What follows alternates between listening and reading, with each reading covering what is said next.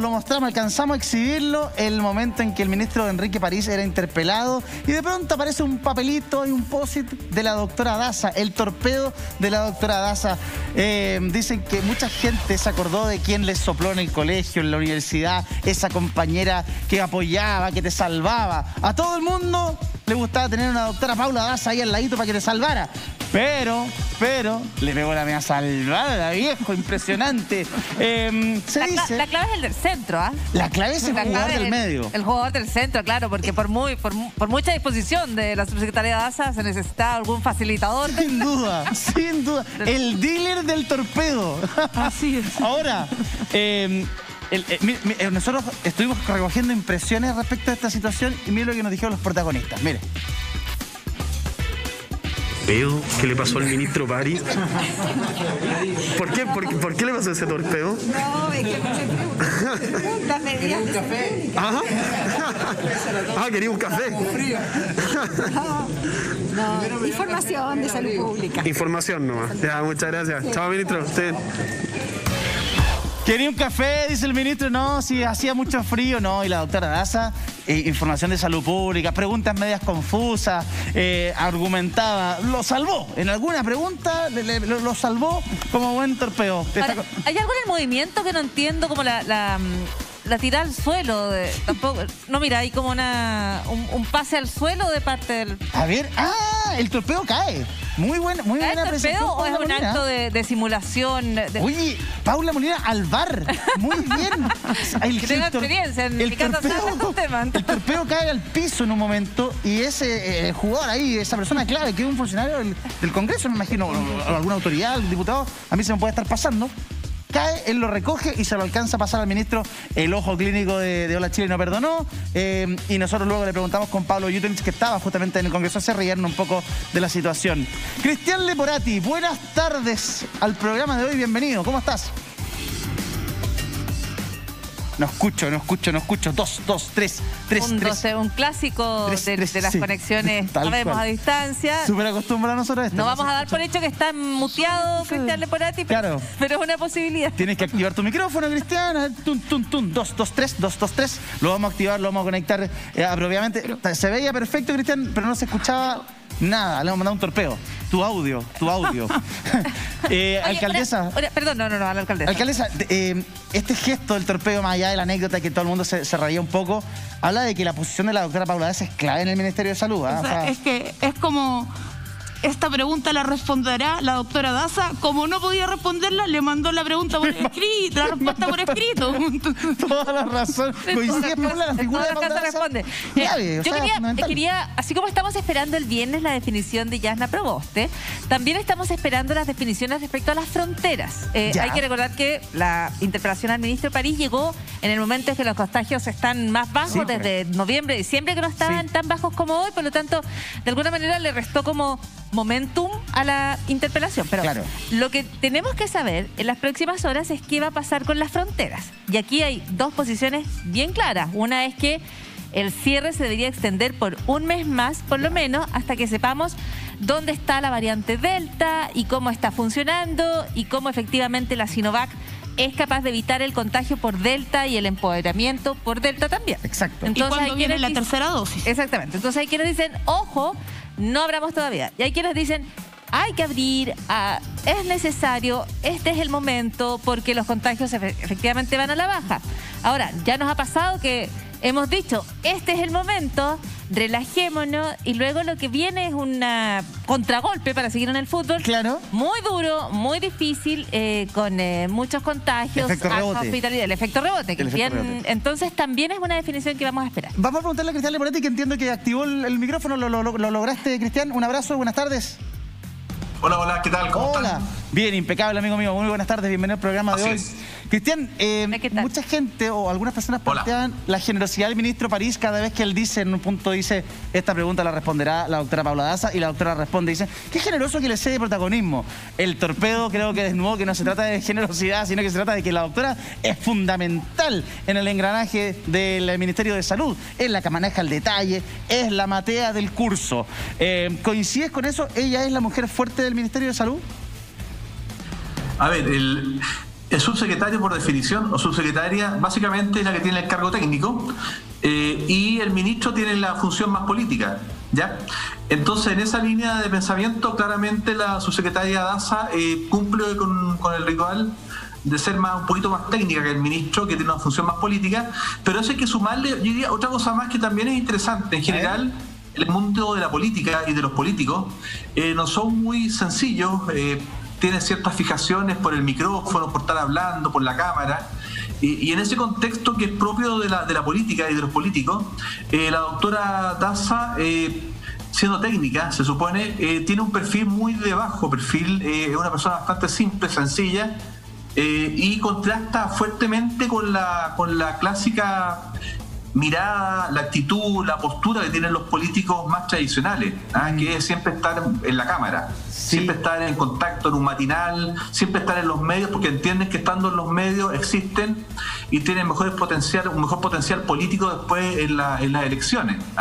Y eso la Daza, probablemente, como ella no tiene un interés político en el corto plazo, es más piola, y además es su temperamento. Ella tiene un temperamento de bajo perfil, y como les digo, en ese contraste que hay, ella sale ganadora y por lejos, y así lo dicen las encuestas. ¿Estás de acuerdo, Paula Molina? Ella se ve cómoda en este rol secundario técnico, netamente técnico, sin una... O sea, no se le ve un apetito político de por medio a la doctora Daza. Sobre todo ha podido sortear con esa actitud que describe Cristian, cuestiones bien delicadas. O sea, yo creo que cuando ella dice las personas se pueden ir a tomar un café, ¿recuerdas que eso es como en el primer relajo de las restricciones para la pandemia? Ese relajo tuvo un efecto muy claro, muy dañino, muy lesivo para mucha gente en Chile. O sea, subieron los contagios, no por lo que dijo la doctora Daza, sino por la decisión que toma todo el ministerio, donde ella tiene un papel importante.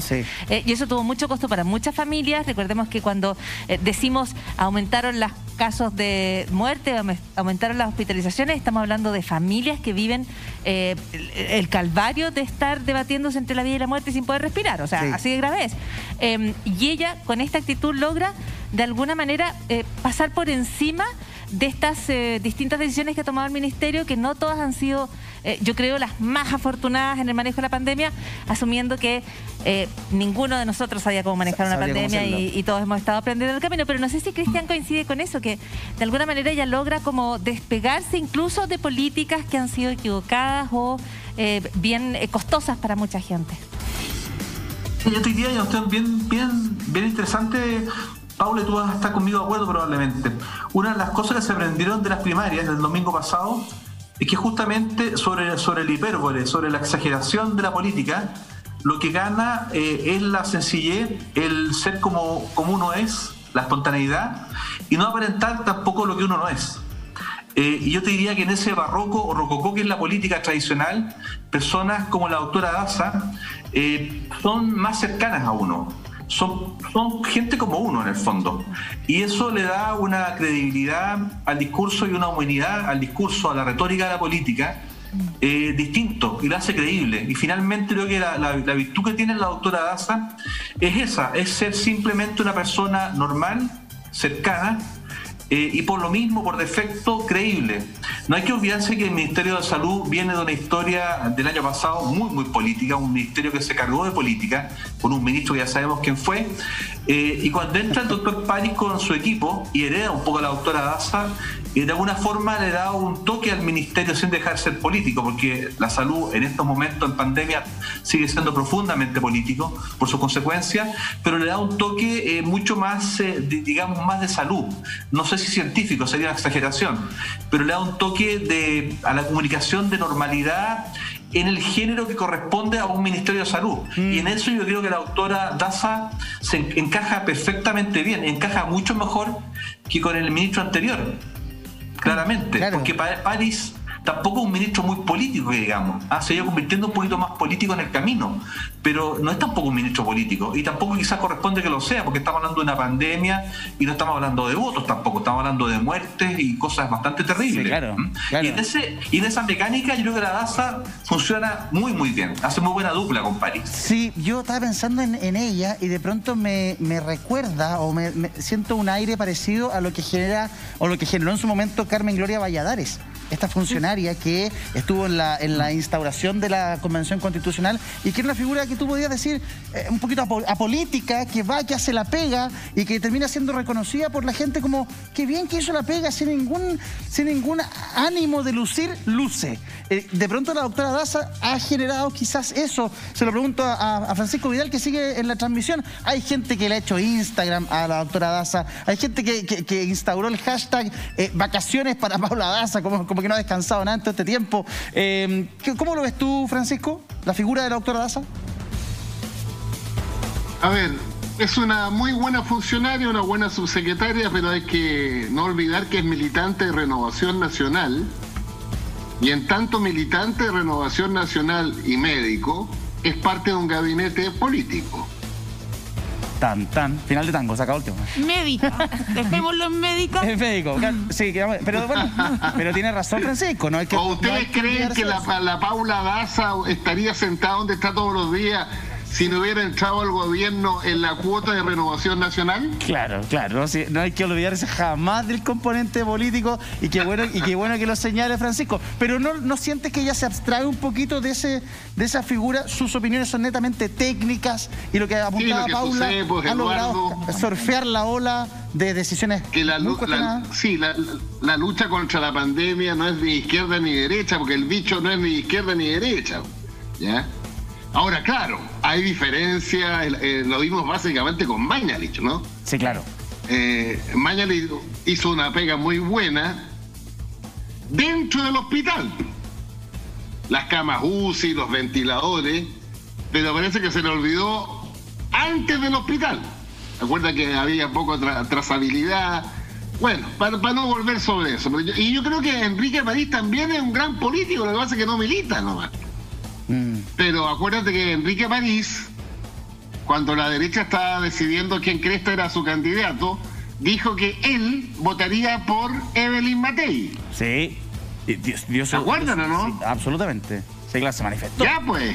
Se manifestó. Ahora, o sea puede ser que sea independiente porque no tiene el carné de militante, pero es un hombre de derecha en la medida que una persona que quiera votar por la Evelyn Matei es de derecha.